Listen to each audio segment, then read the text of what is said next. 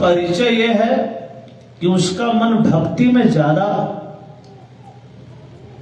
अग्रसर होगा, उसका मन भजन में बहुत ज्यादा लगेगा, कथा श्रवण करने में ज्यादा लगेगा। ऐसे सज्जनों का मन समझिए कि बहुत पवित्र है, और ऐसे लोग स्वर्ग से आए हुए हैं। और जो लोग नर्क से आए हुए रहते हैं उसका मन भजन में कभी नहीं लगेगा। लड़ाई झगड़ा हो तो बहुत बढ़िया ढंग से उसमें समय भी देगा और अच्छे ढंग से उस कार्यक्रम को संपन्न कराएगा, लेकिन कथा में उसका मन नहीं लगेगा, भजन में उसका मन नहीं लगेगा। नहीं भैया, समय नहीं है, मन नहीं कर रहा, कैसे मन करेगा। यावत यही सर अति कठिनाई, राम कृपा बिनु आई न जाई। यहां तक राम सबके बस की बात नहीं है। सोई जान ही जहि देहु जनाई, जानत तुम्हें तुम्हें होई जाई। वही भगवान को जान सकता है, वही भक्ति मार्ग में आगे आ सकता है, वही पूजा पाठ सत्संग कर सकता है, जिसको भगवान सत्संग करवाना चाहते हैं, नजदीक बुलाना चाहते हैं। हर कोई नहीं। बोल वृंदावन बिहारी लाल की जय। आया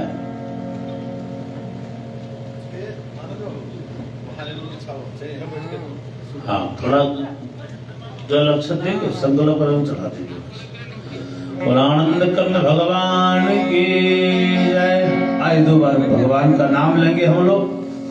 अरे सीताराम सीताराम,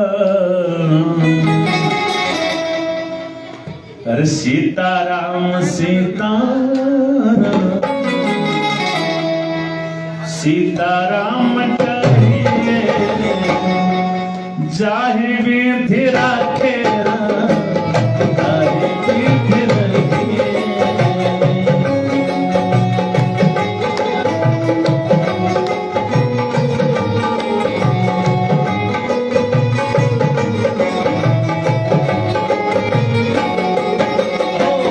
सीताराम सीताराम, सीताराम कहिए जाहि विधि राखे,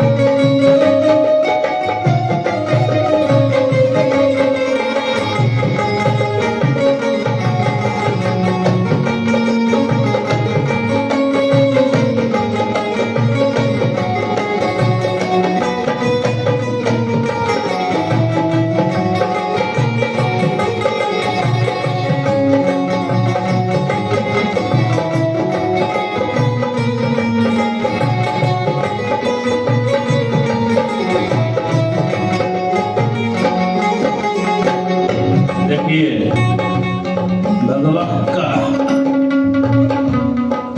भजन और कथा बड़े भाग्यशाली लोगों को प्राप्त होती है, सबको नहीं। आई हो मुख में हो राम नाम, राम से हाथ में,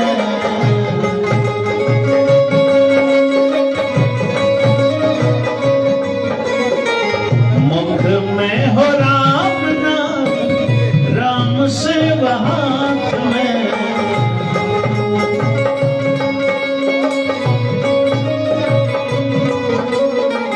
तू अकेला नहीं प्यारे, राम तेरे साथ में।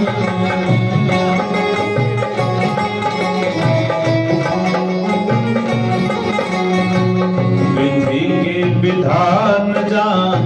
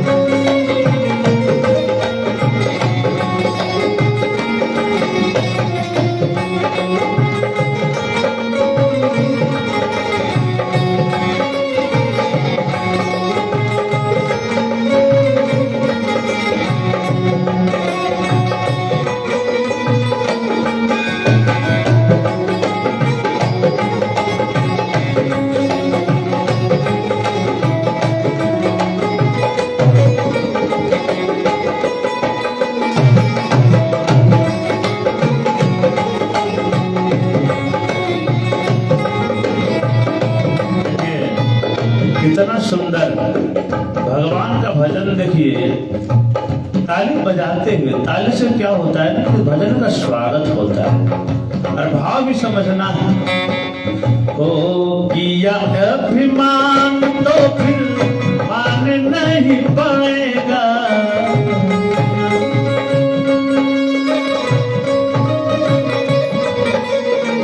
किया अभिमान तो फिर मान नहीं पाएगा।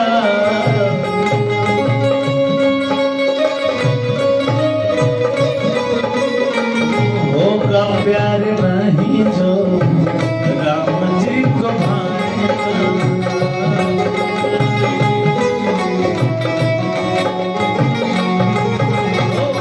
फल आशा त्याग शुभ कर्म करते रहिए,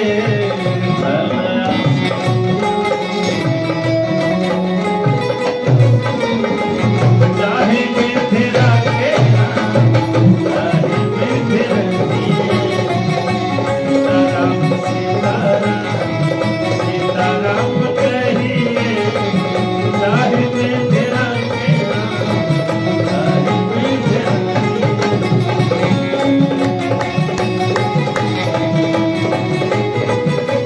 प्रेम से जय श्री राम।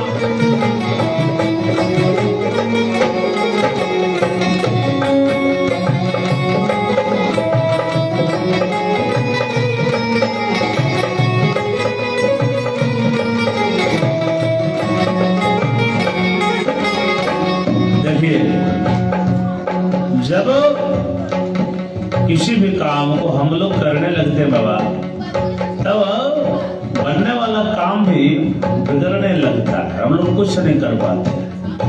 और वही काम जब हरि के हाथों में सौंप देते हैं तो बिगड़ने वाला काम भी बनने लगता है। ओ जिंदगी की डोर सो हाथ में नाथ के,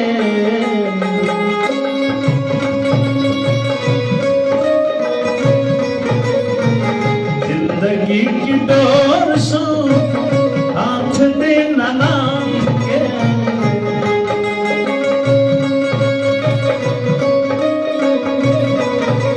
ओ महलों में रखे चाहे झोपड़ी में रास्ते,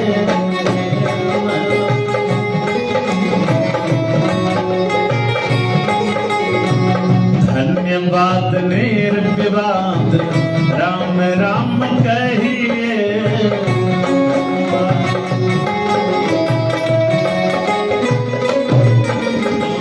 चाहे मिथिला के चाहे मिथिला सीताराम सीताराम सीताराम कहिए, चाहे मिथिला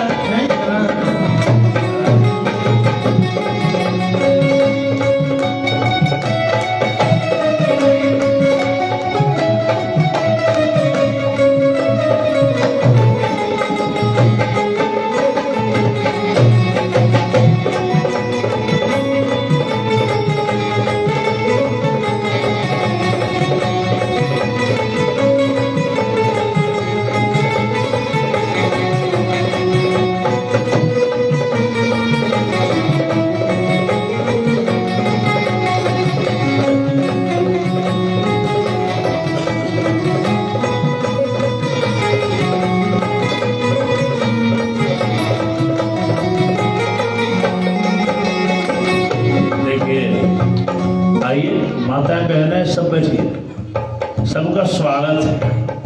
इस कथा में जितने भी लोग आए, समझिए कहीं न कहीं भगवान सबको बुलाना चाह रहे हैं अपने शरण में, अपने चरण में। तो अंतिम पद क्या है देखिए, हम लोग निराश कब होते हैं? जब हम लोग आशा संसारियों से रखते हैं।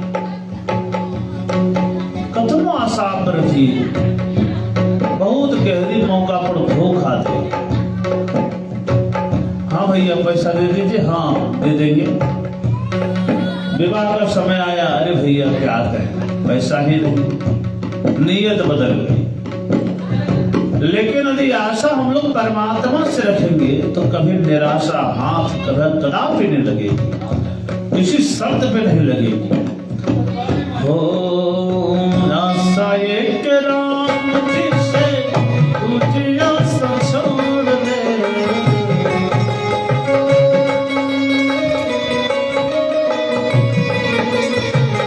आशा एक राम जी से तुझे आशा छोड़ दे,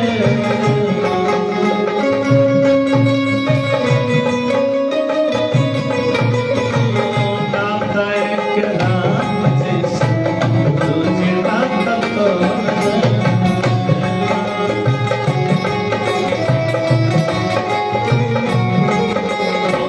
साधु संग राम रंग अंग अंग रंगिए,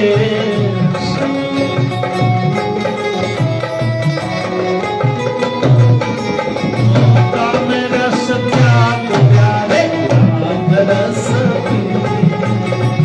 सीताराम सीताराम सीताराम कहिए, चाहे मेरा सीताराम सीताराम सीताराम कहिए, चाहे मेरा सीताराम सीताराम सीताराम कहिए, चाहे धीरा तेरा विधि नहीं। बोल सियावर रामचंद्र की जय, श्री गरुड़ पुराण की जय। सज्जनों देखिए, इतना सुंदर नाम पहले रहता था, स्वर्गीय लक्ष्मी बाबू, कितने सुंदर लक्ष्मी नाम, राम प्रसाद, लक्ष्मण, तो इस सब नाम में पावर होती है। अजामिल भीतर गया, अपना बेटा का नाम नारायण रखा, बेटा नारायण कहते कहते तर गए। लेकिन महाराज आज का नाम से तो परमात्मा ही बचाए, ऐसा ऐसा नाम। महाराज चिंटू पिंटू सिंटू ये सब कोई नाम है महाराज, भगवान ही कृपा करे, ऐसे नाम नहीं। नाम में जब तक कोई गहराई ना हो, कोई आध्यात्मिकता ना हो, गहराई नहीं, श्योर बात है, आध्यात्मिकता जो गौड़ से न जुड़ा, जो भक्ति से नहीं जुड़ी हो, उस नाम का कोई सार नहीं। नाम कहने का तो कुछ भी कोई कहे वो अलग चीज है, लेकिन जो नाम पावरफुल है वो पावरफुल है। ईश्वर के सिवा है क्या? संसार देखिए सज्जनों, देखा जाए, देखिए किसी होटल के बाहर लिखा रहता है भोजनालय, माने भोजन का घर। एक प्रकार का भोजन तो वहां मिलेगा नहीं, अनेकों प्रकार का भोजन आपको उपलब्ध हो जाएगा। अच्छा, पुस्तकालय जाइए, माने पुस्तकों का घर। एक पुस्तक नहीं, हजारों किस्म का पुस्तकें आपको उपलब्ध हो जाएगी। उसी तरह अब देखिए भोजनालय में जाके आप पुस्तक खोजिएगा, भैया लघु सिद्धांत कौमुदी दे दीजिए ना व्याकरण पढ़ने। बोले भाई यहाँ तो समोसा और जलेबी मिलता है, लघु सिद्धांत कौमुदी नहीं, पुस्तकालय जाओ। पुस्तकालय में जाके आप खाना ढूंढिएगा, वहां कहेगा भैया तो पुस्तक मिलता है। उसी तरह संसार के बोर्ड में लिखा हुआ है दुखालयम, दुखालयम अशाश्वतम। दुखालय माने दुखों का घर ही संसार है, और यहाँ सुख की कल्पना असंभव। मनुष्य जितना सुख के दलदल में आगे बढ़ता जाता है, सुख की खोज में, सुख की चाहत में, सुख की आशा में, जिस जिस वस्तुओं से प्रेम करता है, मोह करता है, त्यों त्यों ही भयंकर दलदल में फंसता जाता है। और अंततः उसे पता चलता है कि जहां मैंने सुख को खोजा वहां दूर दूर तक कोई सुख का कहीं कोई अंश नहीं। अंत में समझ में आता है कि प्रभु के सिवा कहीं आनंद प्राप्त हो ही नहीं सकते। उसी तरह सज्जनों, इस संसार में दुखालय है, दुखों का घर, एक प्रकार का दुख नहीं है। अगर ढूंढने जाइएगा, आजकल आदमी कहता है अगर 2-4 मारुति ले लिया, 2-4 करोड़ रुपया हो गया, अरे देखो उससे सुखी, वो कितना सुखी है, देखो तुम कुछ नहीं करते हो, उसके पास गाड़ी है, मकान है। अरे भाई, आप उससे पूछिए तो क्या क्या आप सुखी हैं? कोई तन दुखी, कोई मन दुखी, कोई धन बिन रहत उदास, थोड़े थोड़े सब दुखी, सुखी राम के दास। हर कोई दुखी है, कोई तन दुखी। रुपया 400-500 करोड़ है, लेकिन महाराज अगर खाने बैठता है तो डॉक्टर साहब भी बैठते हैं। क्या खा रहे महाराज? रोटी है, मलाई है, रबड़ी है। वह नहीं, रोटी का छिलका निकालिए और दाल का पानी इसके साथ खाइए। जिंदगी से प्यार है? बोले हाँ। जिंदगी से प्यार कैसे नहीं होगा महाराज? तो अगर प्यार है तो चुपचाप वही खाइए, अगर प्यार नहीं तो सब खाइए। साल 6 महीना में गोविंदाय नमः हो जाएगा। तो महाराज उसी के सामने उसका नौकर रबड़ी मलाई खा रहा है, और उसको पूछेगा सेठ जी आपसे बड़ा सुखी कौन? क्या वो स्वीकार करेगा? वो नहीं। अरे इससे अच्छा मैं नौकर रहता, कम से कम जो खा तो पाता, कम से कम 52 व्यंजन आया हुआ नहीं खा पा रहे हैं, कौन सा सुख है? पैसा है महाराज? बोले पैसा से क्या होगा? प्यास लगेगा तो कोई पैसा पीता है, पैसा खाता है? तो महाराज कोई सुखी नहीं। सुखी कौन है? सुखी राम के दास, राम के भक्त, राम के दास कभी न होवे उदास। इसी तरह मेन तो सार यही है। मृत लोग है और यहां मरना। देखिए मृत्यु क्या है? मेरे संसार में देखिए, अगर आज से 50वीं पीढ़ी आपकी उपस्थित रहती यहां पर, तुम्हारा केवल चाय पिलाने में कई दिन लग जाते, और उतने आदमी का भोजन क्या करवा पाता? आज से 50वीं पीढ़ी पूर्व सारे परिवार अगर होते, बैठने के लिए महाराज पूरा गांव, पूरा क्षेत्र कम पड़ता। मृत्यु संसार का बैलेंस है, काल चक्र का मूल भाग है, जो नियंत्रण करता है, संसार को नियंत्रण करता है सज्जनों। और जीवन की तरह मृत्यु भी एक सच्चाई है। यहां जिसने भी जन्म लिया है वो मरेगा जरूर, और जो मरा है वो भी जन्मेगा, लेकिन कर्मों के बदौलत उसका जन्म अगला कर्म पे आश्रित रहता है।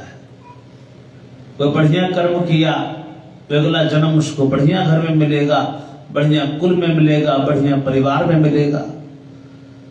तो मूल बात यह है सज्जनों कि किसी न किसी तरह आपका मन, हम लोगों का मन भगवान से जुड़ी रहे, भगवान की कृपा दृष्टि में रहे। क्योंकि जिसके ऊपर भगवान की कृपा दृष्टि हो गई उसको कभी जमदूत हाथ भी नहीं लगा सकता। अरे यहां पर जन्मना उसी का सार्थक है जिसको दोबारा जन्म न लेना पड़े। यहां पर मरना इसी का सार्थक है जिसको दोबारा मरना ना पड़े। सज्जनों बहुत गहराई की बात है। और देखिए हम लोग दिल्ली बम्बई से चलते हैं, आते आते वस्त्र गंदा हो जाता है। अब गंदा हो जाता है महाराज, घर आके कोई कहे कि भैया भोजन करो, बोला अरे पहुंचते हैं घर, कम से कम वस्त्र बदलने दो, कपड़ा धोने दो, नहाने दो। ऐसे इस वस्त्र में भोजन करें? दिल्ली बंबई से चल के आ रहे हैं, इतना गंदा कपड़ा वातावरण में आए तो महाराज, अरे देवी जी वस्त्र बदलने दो, फ्रेश लगेगा तब तो भोजन करने में आनंद आएगा। महाराज उसी तरह हम लोग जन्म जन्मांतरों से चलते आ रहे हैं। वासांस जीर्णान यथा विहाय नवान ग्रहणात नरो पराणि। तो शरीर रूपी वस्त्र जो है ये जीर्ण शीर्ण जब हो जाता है तो आत्मा उसको त्याग कर पुनः नए वस्त्र को धारण कर लेती है। और वो वस्त्र कोई भी हो सकता है, जैसा कर्म किया है।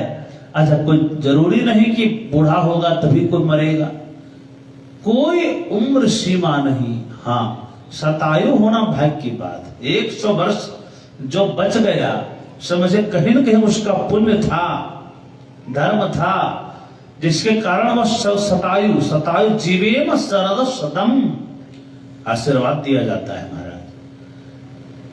तो ये सब कर्म पर आधारित है। जिस तरह हम लोग नया पुराना वस्त्र खोल के नया वस्त्र धारण करते हैं और अपने आप को आनंदित अनुभव करते हैं, उसी तरह आत्मा जब इस जीर्ण शीर्ण शरीर को त्यागती है और पुनः नए वस्त्र को धारण करती है, उसी प्रक्रिया को हम लोग मृत्यु नाम दे देते हैं। लेकिन वास्तव में देखा जाए तो नैनम छिन्दन्ति शस्त्राणि नैनम दहति पावक न चैनम क्लेदन्त्यापो न शोषयति मारुतः। आत्मा अजर है, अमर है, अविनाशी है, शाश्वत है, या कभी मरती नहीं, यह तो अजर अमर है महाराज। क्योंकि ईश्वर अंश जीव अविनाशी, हम लोग परमात्मा का अंश अविनाशी है, अमर है। तो फिर मृत्यु, बोले मृत्यु कुछ नहीं। अरे उस शरीर से आपका पिताजी, आपके माताजी सामने पड़े रहती, पिताजी सामने पड़े हैं, प्राण निकल गया। अब पिताजी तब भी सामने है, प्राण तो केवल निकल गया है महाराज, लेकिन पिताजी एक बार भी कुछ बोल रहे हैं, आप लाख बार बुलाए चिल्लाए, जबकि वही पिताजी आपके ऊपर जब कोई कष्ट आता था पूर्व समय में, तुरंत आपको महाराज, देखिए बाबू को ध्यान से रखें, आनंद कंद भगवान की जय। सज्जनों, वही पिताजी जब पूर्व समय में कोई उंगली दिखाता था महाराज, तुरंत आपको आकर के बचा लेते थे। लेकिन आज अपने स्थान से हिल नहीं रहे, चाहे उस समय आपके ऊपर कोई कुछ मार दे, प्रहार कर दे, फिर भी नहीं उठेंगे। क्यों? क्योंकि जो था आपने देखा नहीं, जो थे उनके अंदर वो आपने देखा नहीं, जिसको देखा वो कुछ थे ही नहीं, वो केवल स्वरूप था, वो केवल वस्त्र थे महाराज। तो इसी प्रक्रिया का नाम मृत्यु है। बोला आनंद कंद भगवान की जय। श्री गरुड़ पुराण की कथा क्यों सुनी जाती है? क्यों इसके जगह में आदमी मीठा का मात्रा बढ़ा देता, 2-4 कलर का और बढ़ जाता, खाने वाला तो नाम लेगा है भाई, बहुत बढ़िया खाने में लगेगा, प्योर छेना का और बन जाता। तो इसमें इतना क्यों? आखिर गरुड़ पुराण क्यों आवश्यक है? क्यों श्रवण करना चाहिए? सज्जनों, यहां पर मानव अपना पूरी जिंदगी जीता है इस संसार में, और जाना तो सबको है, अटल सत्य है। लेकिन कदाचित कभी कभी मनुष्य से धर्म कर्म जब छूट जाता है। अच्छा, कर्म भूमि है सज्जनों, एक बात याद रखिएगा, ध्यान से इस कथा को ध्यान से श्रवण करनी। एक कर्म भूमि है, जैसा कर्म, जो प्राणी जैसा भी कर्म करता है उसको वैसा ही फल भोगना पड़ता है। अच्छा, हो जाती है कभी कभी कर्म भूल से भी हो जाता है, कुछ कर्म को आदमी छुपा लेता है। अच्छा, 2 नंबर काम करता है, कोई बताता है क्या मैंने किया है? नहीं, कोई नहीं बोलता, वो तो छुप के ही होता है। अरे छुप के होता है वही तो 2 नंबर का कर्म है, जो बताने योग्य नहीं रहे वही तो 2 नंबर पाप है। पाप किसको कहते हैं?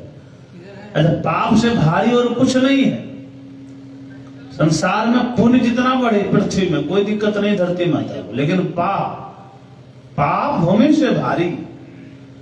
पाप जब बढ़ने लगता है तो पृथ्वी माँ जो है वो व्यथित होने लगती है और तुरंत गौ का रूप धारण करके भगवान नारायण के पास पहुंच जाती है, प्रभु त्राहि माम। और उसी समय भगवान कोई न कोई अवतार धारण करते हैं। तो महाराज पाप भूमि से भारी।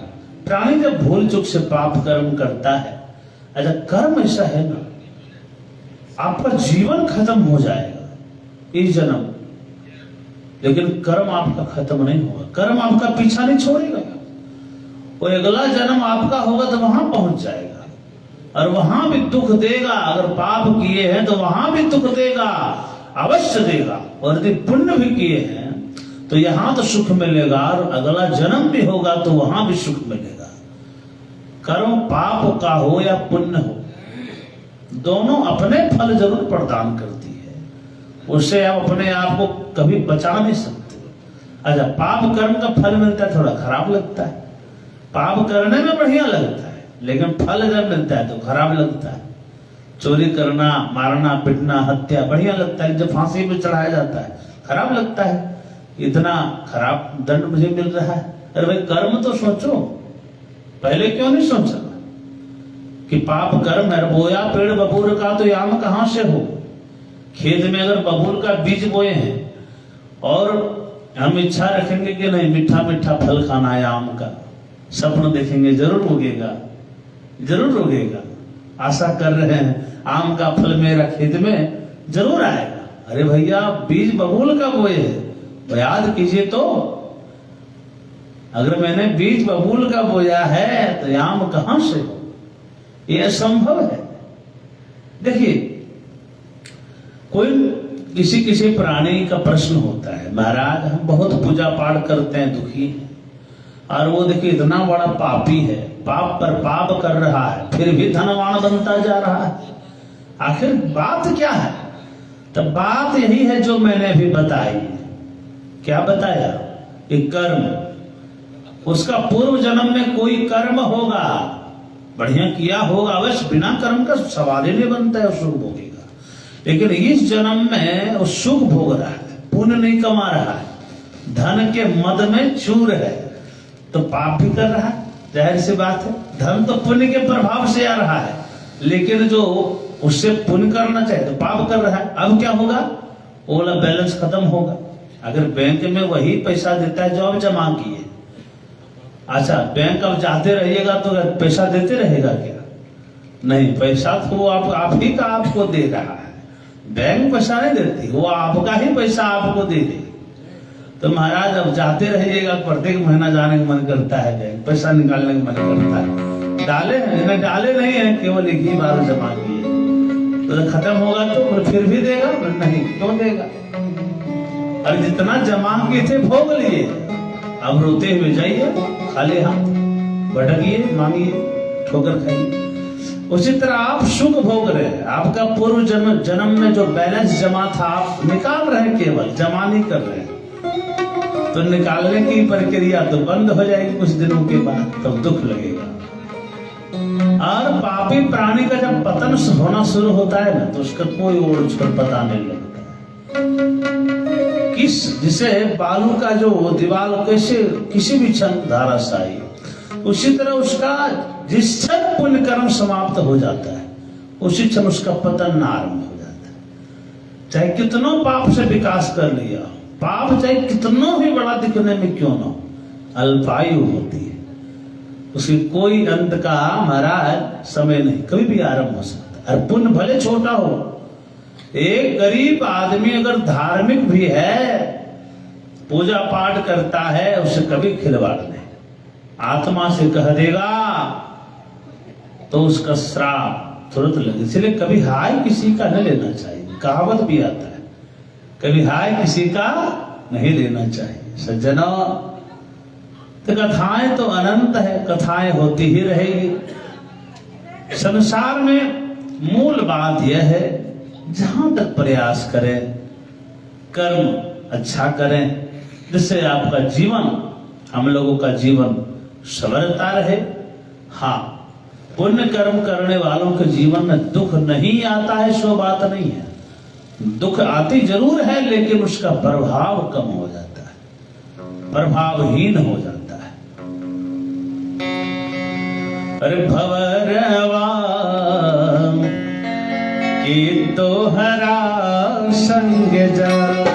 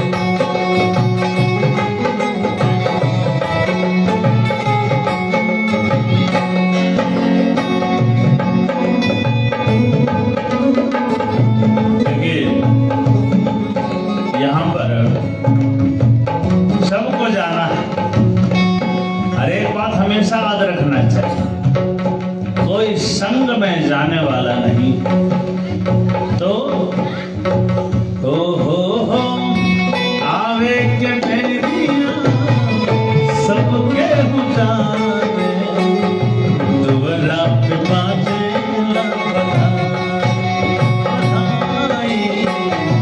दुबला पे बाजे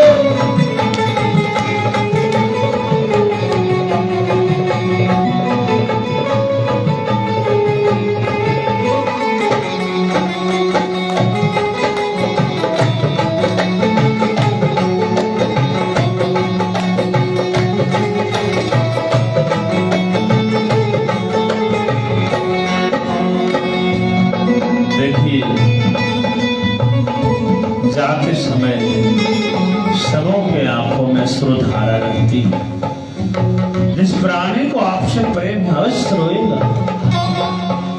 हो तेहरी पकड़ के मैं हरि रोए, बाहर पकड़ के भाई, अरे भाई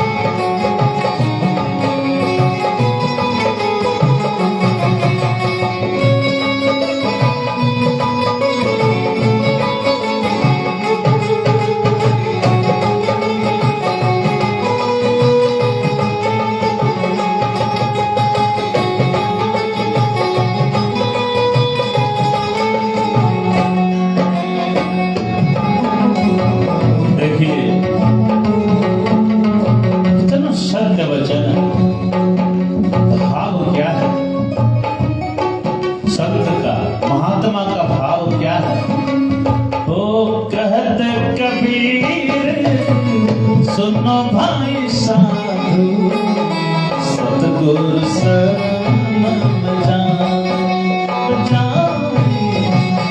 सतगुरु शरण जाए।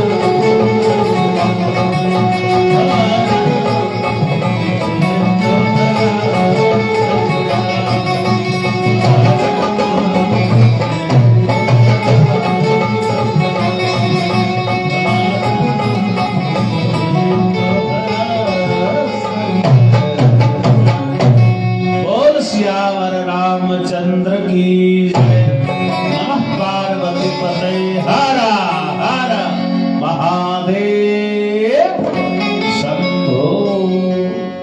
सज्जनों, ठीक आनंद आता है। देखिए दिलीप बाबा ऐसे साक्षात महात्मा रूप में है। देखिए बिना किसी के सहयोग के बिना सही जगह पहुंचाना भी एक बहुत बड़ा कर्तव्य होता है, फर्ज होता है।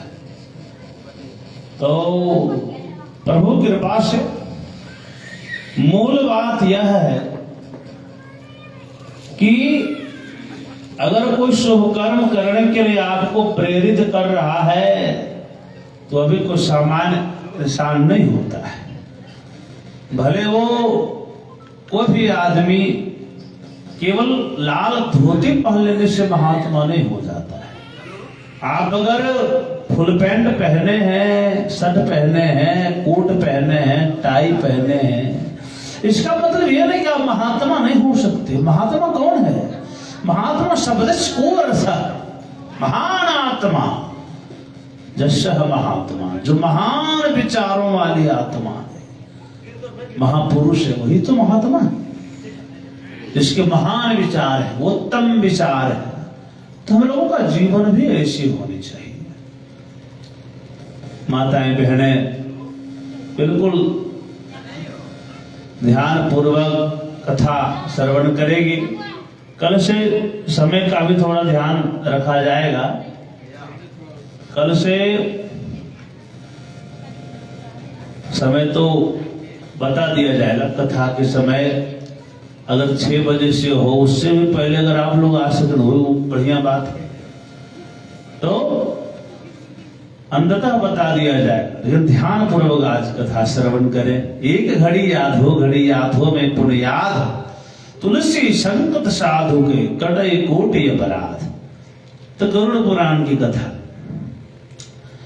गरुड़ पुराण की कथा भूल चूक से हो गए पाप कर्मों को मिटाने के लिए सर्वोत्तम औषधि है। भवरोग, जो पाप रोग से पीड़ित हैं, जिसके मन वचन कर्मों के द्वारा जो पाप कर्म हो गए हैं, उसके निवृत्ति हेतु श्री गरुड़ पुराण की कथा है। जो प्राणी इस लोक से परलोक चल गए हैं, उसको यमदूत यमलोक के मार्ग में कोई यातना न दे, उसके निवृत्ति हेतु गरुड़ पुराण की कथा है। जो महाराज आप देखिए, पाप रूपी रुई का भंडार कितनों ही बड़ा क्यों ना हो, राम नाम रूपी चिंगारी भी अगर पड़ जाए तो पूरे रुई का ढेर जो पाप वाला है जल के भस्म तुरंत। तो राम नाम में इतनी पावर है, प्रभु की कथा में इतनी शक्ति है, ये समझने वाली बात है, कोई चिंता की बात नहीं। भक्ति और कथा सत्संग विश्वास के साथ श्रद्धा के साथ श्रवण करिए। अरे हम लोग सामान्य ठाकुर पर कितना भरोसा करते हैं, अस्तूरा चलाता है और हम लोग आंख बंद करके सो देते हैं। थोड़ा सा अस्तूरा अगर सीधा चल जाए तो उतने में ही गोविंदाय नमः हो जाता है। उस नाई पे कितना भरोसा करते हैं, आंख बंद करके एसी में, एसी वाला शेड्यूल में सोते हैं। हर ठाकुर दाढ़ी बनाता है, बहुत सुंदर ढंग से हर जगह अस्तूरा चलाता है, गर्दन में, गला में, बढ़िया ढंग से भरोसा है हमको विश्वास है। लेकिन इतना ही विश्वास अगर भगवान पे हो तब ना, भगवान में अगर विश्वास नहीं है तो मूर्ति में भी पत्थर दर्शन होगा, और अगर विश्वास है तो पत्थर में भी भगवान का दर्शन होगा। विश्वास अगर है बोले पंडित जी मूर्ति है, भगवान आपकी बुद्धि से अंदर नहीं है, बुद्धि से परे है, बुद्धि से परे है। भगवान बुद्धि से समझ में आते कहां? भगवान को समझने के लिए बुद्धि नहीं, मन की शुद्धि चाहिए। भगवान को समझने के लिए आपका बहिर्नेत्र नहीं, भगवान को समझने के लिए, दर्शन के लिए ज्ञान का नेत्र चाहिए, जो हृदय में बंद है। सो रहे हैं लेकिन हम लोग सो रहे, कहता है पंडित हम तो जगे हैं, वो नहीं, जगे नहीं है। जिसका ज्ञान का नेत्र बंद है तो भले दोनों आंख से जगा तो जरूर है, लेकिन वो अंतर हृदय से सो रहा है। तो यह भाव है, कथा श्रवण करेंगे, कथा तो अनंत है। 6 दिन तो क्या, 6 महीना भी चलते रहे, कथा का कोई अंत नहीं है। बहुत कोई कहता है पंडित जी रामायण खत्म कर दिए, भागवत खत्म कर दिए, पढ़ दिए पूरा, अब बाकी है ये नहीं, क्या पढ़े? नहीं, कथा तो खत्म होती ही नहीं पहले, कथा का विश्राम होता है। कथा खत्म कैसे हो जाए? हरि अनंत, हरि कथा अनंता, कह सुनाई बहुविधि सब संता। कथा का अंत कैसे हो सकता है? नहीं, कथा विश्राम हुई और कथा जुड़ेगी आगे जाके और लीलाएं होगी। तो महाराज कथा को ये नहीं कह सकता नहीं पूरा हम पूर्ण कर दिए, नहीं, पूर्ण तो केवल परमात्मा है। हाँ, जहां तक भगवान ज्ञान दिए हैं, बुद्धि दिए हैं, वहां तक प्रयास करता है, नहीं कथा होनी चाहिए। तो मूलतः गरुड़ पुराण की कथा, सज्जनों, गरुड़ पुराण की कथा केवल वही प्राणी के लिए नहीं जो मर के चला गया, जो यहां भी है उसके लिए है। महाराज वो तो चले गए, उनको तो निश्चित गारंटी मुक्ति अवश्य प्रदान करेंगे भगवान नारायण। और एक श्लोक भी अगर उनके निमित्त हो जाए तो उनको मुक्ति निसंदेह प्राप्त हो जाएगी। लेकिन यहाँ पर जो है उनका भी जीवन धन्य तभी होगा जब इस कथा को आप श्रवण करिएगा। इस कथा में क्या है? इस कथा में दी गई है क्या पाप है, क्या पुण्य है, क्या स्वर्ग है, क्या नरक है, क्या वैतरणी नदी है, नरक में कैसे भोग भोगता है, कौन सा पाप का कौन कर फल है महाराज, कौन सा पुण्य कर्म का कौन फल है, कौन सा कर्म कदापि नहीं करना चाहिए। तो सावधान कर दिया ना, आपको सावधानी बता दिया कि आप इस संसार में आए हैं तो इतना इतना कर्म न करिए, नहीं तो नरक में सड़ना होगा।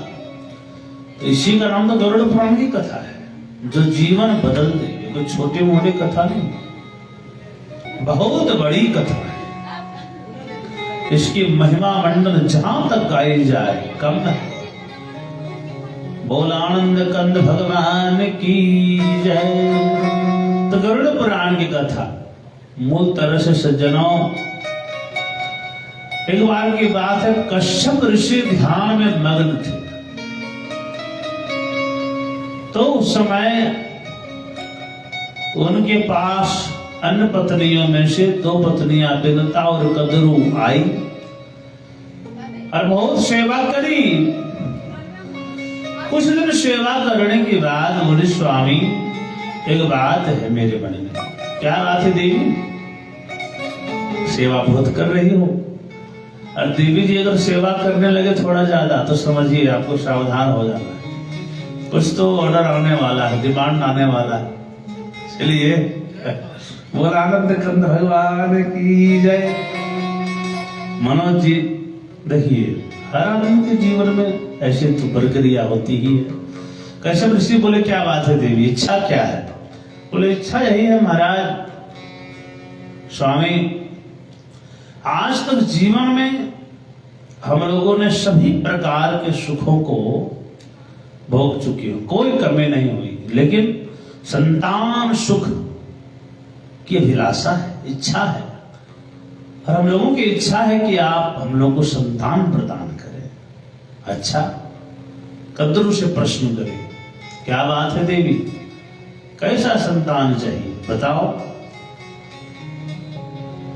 कद्रू बोली, स्वामी मुझे 1000 संतान चाहिए। अच्छा, तो 1000 अंडे का आशीर्वाद दिए उनको। विनता को पूछे, क्या बात है देवी, तुम्हारी क्या इच्छा है? विनता बोली, महाराज मुझे 1000 संतानों के बराबर 2 संतान चाहिए। 2 ही हो लेकिन हजारों के पावर रखता। ठीक है, 2 अंडे के रूप में उसको आशीर्वाद रूप में मिला। दोनों को सावधान कर दिए, जाओ इसको पात्र में रखना, और महाराज समय आने पर स्वतः इससे आपकी संतानों का प्रादुर्भाव होगा, धैर्य रखिएगा। महाराज वरदान दे दिए, वो दोनों चली आई, पात्र में रखी। तो कद्रू को जो अंडा मिला था, समय आने पर 1000 सर्पों की उत्पत्ति हुई। सज्जनों, बड़े बड़े बलिष्ठ सर्प। महाराज विनता ने जब देखा तो विनता को लगा कि शायद मेरा संतान बहुत देरी कर रहा है, पता नहीं होगा कि क्या है, पता नहीं। धैर्य खो दी, परिणाम क्या हुआ? एक अंडे को फोड़ दिया समय के पूर्व। समय के पूर्व अंडा अगर कोई फोड़े तो कोई फायदा लाभ होने वाला नहीं। आधा अंग बना था, आधा अंग कच्चा था। महाराज वो जीव बोला, माते आपने ठीक नहीं किया, थोड़ी प्रतीक्षा करनी होती, पिताजी बताए थे धैर्य रखना है, लेकिन आपको भी इसका भोग भोगना होगा। वो महात्मा चल दिए, प्राणी चल दिए, वो अरुण बन गए, सूरज के सारथी अरुण बन गए। बोल अरुण भगवान की जय। आधा अंग कच्चा था, आधा अंग बना था। एक दिन की बात है, कद्रू शर्त लगाई विनता से। एक घोड़ा था, सफेद घोड़ा चल रहा था। महाराज कद्रू बोली, बहन ये घोड़ा किस रंग का है? तो सफेद है। इसका पूछ, बोले पूछ भी सफेद है, पूर्ण सफेद है, कहीं काला नहीं, कहीं लाल, कुछ नहीं। और नहीं, इसका कल पूछ काली हो जाएगी। बोले नहीं हो नहीं सकता, अगर हो गया तो मैं दासी बन जाऊंगी, और नहीं हुई तो कद्रू बोली मैं तुम्हारी दासी बन जाऊंगी। ठीक है, शर्त लग गया। रात्रि काल की बेला में कद्रू माता ने अपने सर्प पुत्रों को बुलाई। सारे सर्प आए, बोले क्या बात है माते, क्या आपकी इच्छा है?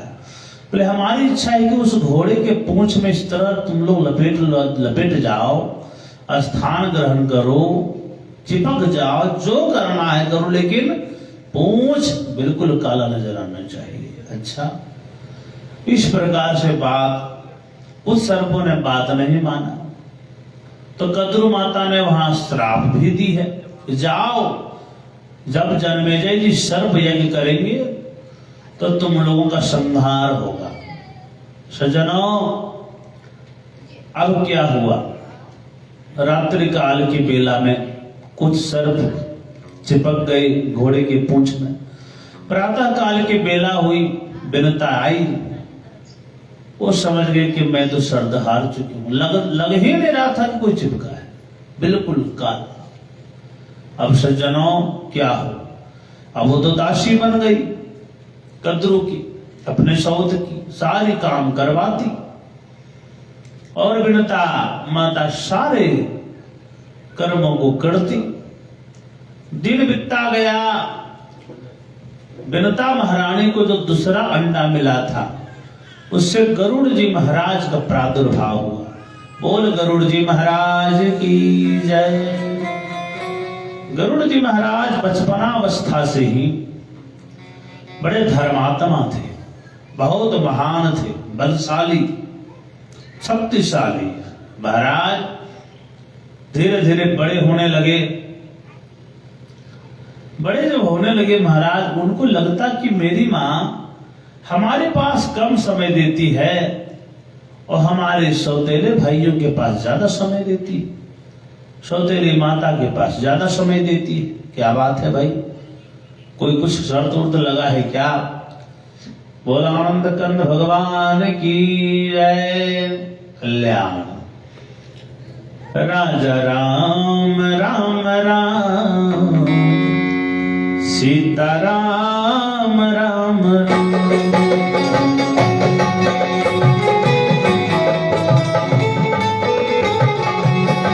राजा राम राम राम, सीता राम राम राम।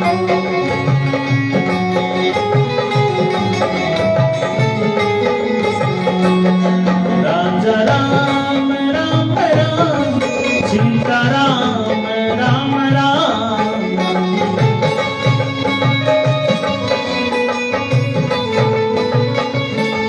मेरे राम मेरे राम, मेरे राम